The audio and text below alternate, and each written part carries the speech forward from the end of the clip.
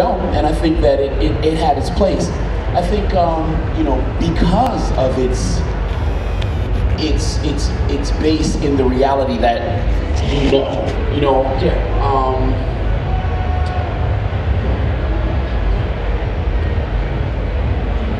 Yeah, you know what? From the very first time that I signed a contract, a publishing contract, and got an opportunity to help provide content for the magazine that I was fortunate enough to be signed with, I realized what came with that was an opportunity to present, you know, who you are from your unique experiences. And one of the things that I remember seeing when I was a young man coming up, looking at the magazines and things was, you know, most of the time, you know, it was a sunny day, and the athlete always looked like they were in shape. It never rained, you know, and the athletes were in contest shape 24/7, 365 days a year. And that's what I thought. I thought that that's the reality of being a professional bodybuilder. You know? But my reality was very different, you know, and I just thought that, you know, one day I'll graduate to that place, you know, and I'll be able to move out to that place, and I'll get to that level where I can look like that, you know, all year round and so on. And whenever we look at looking like that, and because we come off the back of the Olympics, what is it that looking like that will get you to the Olympia, to get you to top place, number one? What is that look? What do you have to work on? What is it that seems to keep you in second place? Let's put you in second place. Oh, there's nothing keeping me in second place. Exactly. You know, and I just think it's just important to just know that people that achieve and succeed, you know, at doing the things that they want to do, it's most important to them to see themselves the way they want to be seen. You know, I want to see my reality the way I want to see it, not, you know, not the way other people try to tell me to interpret, or how I should interpret it. Oh, you know, you're always in second place. Yeah. I was trying to share with you a thought, and the thought is that before I was able to get to a place where I was able to have the publishing contract, and with that the opportunity to maybe move to the place where it's always sunny outside, and, you know, graduate to that place where, you know, I'm competing in the shows, and as a result of competing and landing in the placement, you know, more associated with the idea of success, that I wanted to show that there was another picture, the other reality, and that, you know, before you're able to get there, you know, your life is happening where you are. You know, you can't wait until then to start thinking like a champion and acting as a champion and believing you're right to be a champion. So you have to start that where you are, and the beautiful thing about this experience is that you are able to do that, you know. So I didn't live in California, I lived in the projects, yeah. You know. And even when I, you know, grew to a place when I can move to better, it was very important that when I got the opportunity to help provide content for the magazine, or even in the Generation Iron opportunity, to show that reality. Because even if it is that I don't go and do the performance art stuff, you know, now, it was a very important part of another time in my life.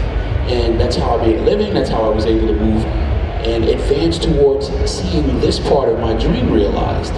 So by showing it, at least you give a point of reference to someone else that maybe doesn't know that your life and your opportunity every day it starts from right where you are.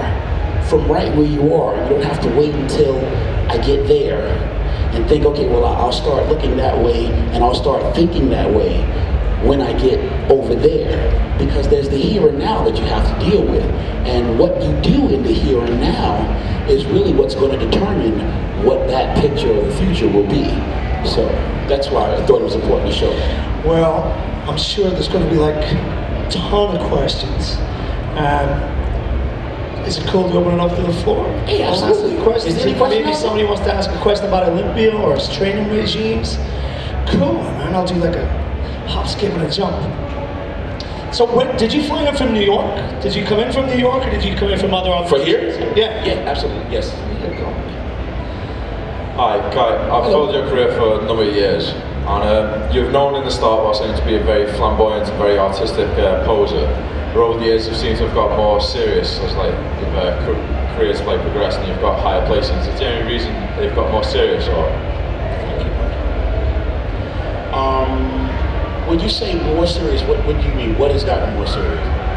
Has your posing become stronger? Has where it used to be maybe a flamboyant flick of the wrist, where it's now more maybe a fist instead. Is that what you mean? Something like that? Oh, right, well, so like maybe the Kai Greene who did the headstands, or maybe like splits. Have you done that recently? He's asking. Is that right? Is that the kind of questions you're asking for? Yeah. Best poser awards and those kind of things. Is that not as important as winning the show or maybe performance? Funny thing is since competing in the Olympia, I haven't participated in the shows that still support the Best Poser Award.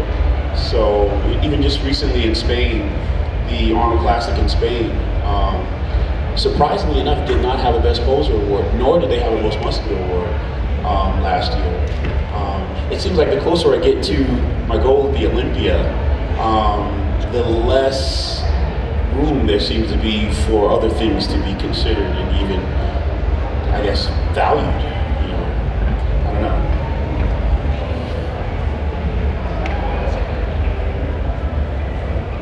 All right, we have another question here as well, Tiff. Hi, Kai, you alright?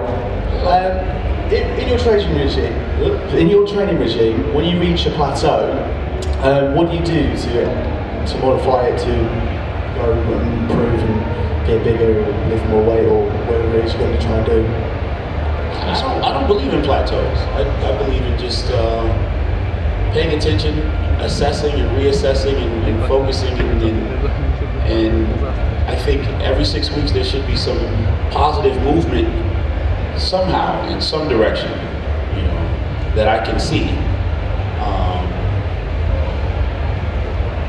Yeah, I think I've been able to see how my body can be so sensitive that, you know, I can see even as an amateur bodybuilder, you know, the difference that my look would take on if I drank natural grapefruit juice or just, you know, grapefruit juice in the Tropicana,